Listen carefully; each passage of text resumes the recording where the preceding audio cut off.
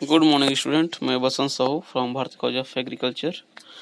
आज हम आपके लिए लेकर आए हैं बीएससी एग्रीकल्चर का एलिमेंट्री स्टैटिक्स। ठीक है, और इसके अंतर्गत आज हम पढ़ेंगे टी टेस्ट के आगे उसका जो 2 टाइप्स होता है, जैसे कि test for single mean and test for 2 mean. ठीक है, तो सबसे पहले हम आज पढ़ेंगे टेस्ट फॉर सिंगल मीन के लिए, यानी कि एकल माध्य के लिए परीक्षण। ठीक है, एकल माध्य के लिए हम टेस्ट करेंगे। तो इसके लिए क्या क्या हमको आवश्यकता होती है वो देखेंगे। फर्स्ट यहाँ पर है फार्मूला द नल हाइपोथेसिस। ठीक है, जिसको हम पहले भी पढ़ चुके हैं, यानी कि शून्य परिकल्पना का सूत्र। ठीक है, शून्य परिकल्पना में हमने देखे हैं यहाँ पर कोई भी जो 2 माध्य रहता है, जो 2 मीन होता है, वो दोनों क्या होता है, एक दूसरे के इक्वल होती है। यानी कि यहाँ पर क्या है, जो नल हाइपोथेसिस को हम क्या लिख सकते हैं, H0 raise to mu equal to mu not. ठीक है, there is no significance difference between the sample mean and the population mean. यानी कि जो सैंपल मीन और पॉपुलेशन मीन के बीच कोई विशेष अंतर नहीं होता है, इसलिए वो क्या होता है, लगभग इक्वल होता है। ठीक है, इसलिए दोनों को हम एक दूसरे के इक्वल लिखते हैं। ठीक है, सेकंड है वैकल्पिक परिकल्पना या फॉर्मूला द अल्टरनेट हाइपोथेसिस। ठीक है, इसको हमने पढ़े हैं।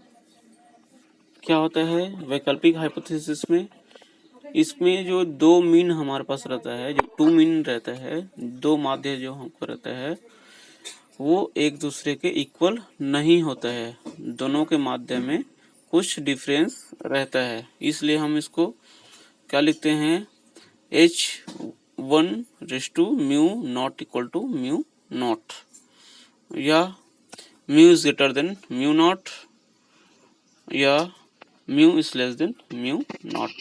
ठीक है, यानी कि क्या होता है, वो दोनों एक दूसरे के इक्वल नहीं होता है। ठीक है, there is significance difference between the sample mean and the population mean. ठीक है, तो ये हो गया आपका अल्टरनेट हाइपोथेसिस। इसके बाद लेवल ऑफ सिग्निफिकेंस, यानी कि सार्थकता का स्तर। तो सार्थकता का स्तर हम इसमें क्या लेंगे, टी टेस्ट के लिए उसका जो स्तर है, वो द लेवल में बी फिक्स एट इधर 5% और 1%। ठीक है, जो सार्थकता का स्तर रहता है उसको 5% या 1% के मध्य लेते हैं। ठीक है, ये टी टेस्ट के लिए अप्लाई होता है। इसी प्रकार से टेस्ट स्टैटिक्स। ठीक है, टेस्ट का जो स्टैटिक्स रहता है, जिसको हम टी से डिनोट करते हैं। ठीक है, या इसी को हम टी टेस्ट के लिए मेन फार्मूला कह सकते हैं। तो टी इक्वल टू क्या होता है, mod of X bar minus mu upon S upon root N. ठीक है, तो यहाँ पर एक्स क्या है, जो हमको डेटा दिया रहता है वो एक्स हो गया, और म्यू क्या है यहाँ पर, उसमें भी उसको जो एक डेटा दिया रहता है वो हो गया, और एस से यहाँ पर स्टैंडर्ड डेविएशन हो गया, और एन है नंबर ऑफ डेटा। ठीक है, which follows T distribution with n-1 degree of freedom. ठीक है, यानी कि जो टी है होता है वो स्वतंत्रता के n-1 डिग्री के साथ टी डिस्ट्रीब्यूशन का फॉलो करता है। ठीक है, जहाँ पर हम देख सकते हैं एक्स बार इक्वल टू क्या होता है, summation of X I upon N and S, यानी कि स्टैंडर्ड डेविएशन इक्वल टू होता है under root summation of X square minus summation of X whole square upon N whole the upon n-1। Okay, and 6 point है find the table value of T corresponding to n-1 degree of freedom and the specified level of significance।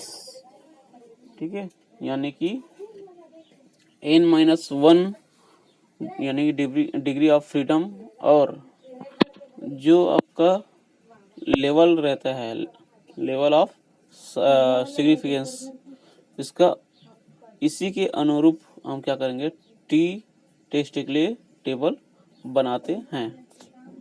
ठीक है, उसके बाद inference, ये last topic है उसका, inference यानी उसका जो अनुमानित वो कितना होगा। ठीक है, if T is less than T tab we accept the null hypothesis H naught, यानी कि अगर T is less than T tab है, टी टैब मीन्स जो नल हाइपोथेसिस है उस कंडीशन में क्या होता है, जो टी होता है वो टी टैब से छोटा होता है। ठीक है, तो उस स्थिति में हम नल हाइपोथेसिस को अप्लाई करते हैं। ठीक है, हम यहाँ पर एक और निष्कर्ष निकाल सकते हैं कि कोई महत्वपूर्ण अंतर जैसे कि सैंपल माध्य और पॉपुलेशन माध्य के बीच नहीं होता है।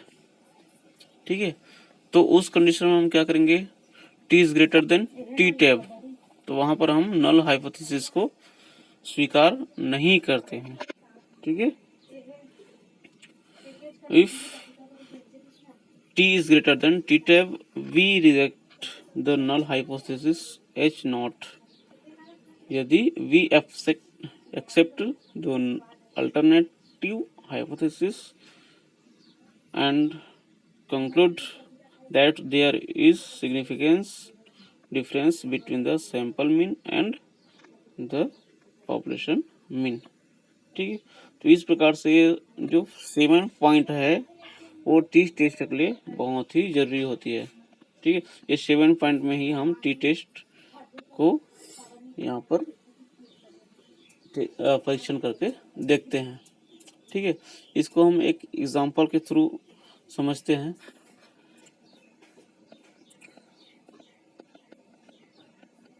क्या होता है, एग्जाम्पल ने यहाँ पर क्या दिया है,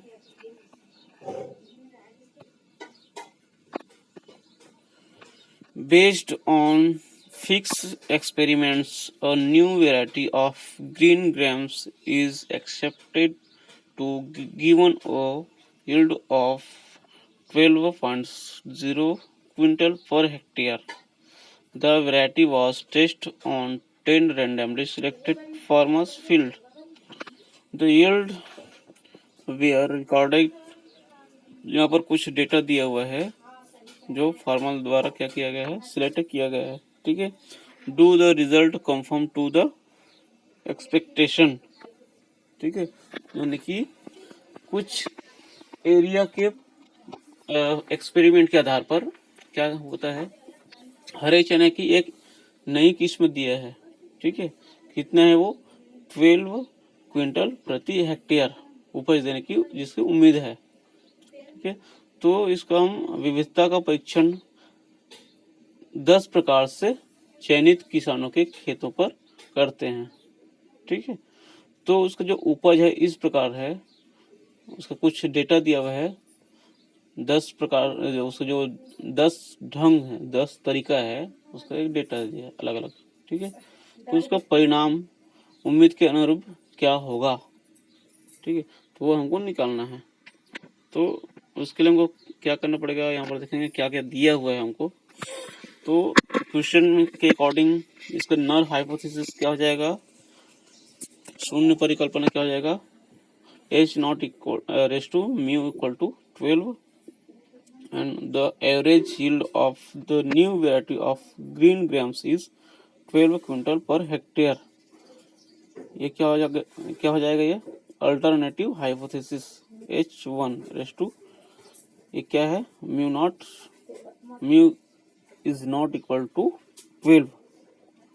the average yield is not 12 quintal per hectare it may be less और more than 12 quintal per hectare. ठीक है, यानी यहाँ पर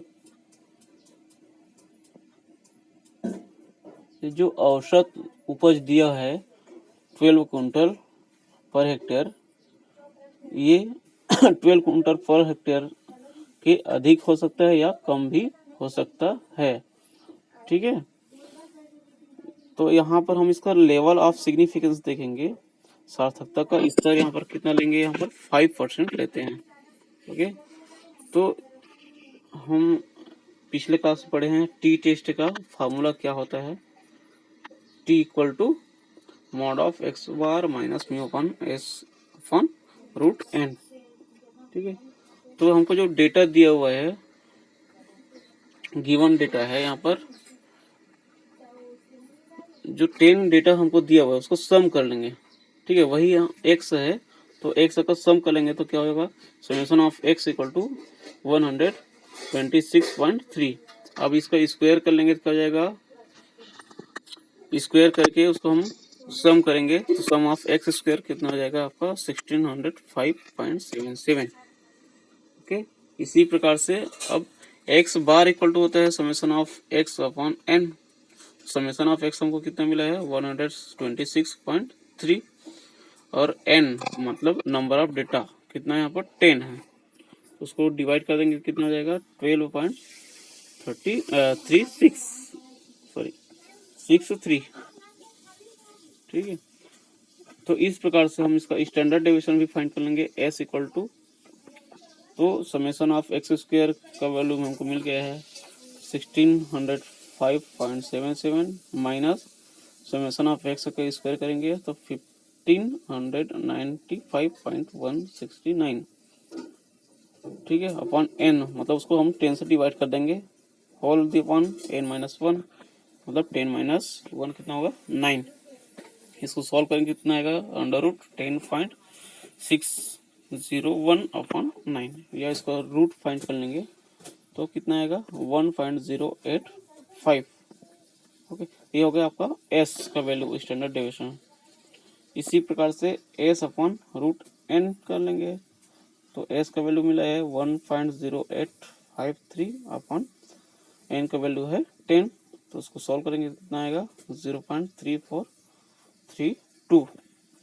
तो सभी का वैल्यू मिल गया है तो उसको हम फार्मूला मेन फार्मूला में पुट कर देंगे, तो t इक्वल टू क्या हो जाएगा x बार हमको कितना मिला 12.363 माइनस म्यू का वैल्यू है 12 upon s upon root n का वैल्यू कितना मिला है 0.3432। अब इसको हम सॉल्व करेंगे कितना मिलेगा 1.836। ठीक है, तो इस प्रकार से table value for t corresponding to 5% level of significance and 9 difference of freedom is 2.262। ठीक है, तो इस प्रकार से हमको टी टेस्ट का वैल्यू मिल गया, कितना मिला है आंसर हमारा 1.836। Okay, thank you.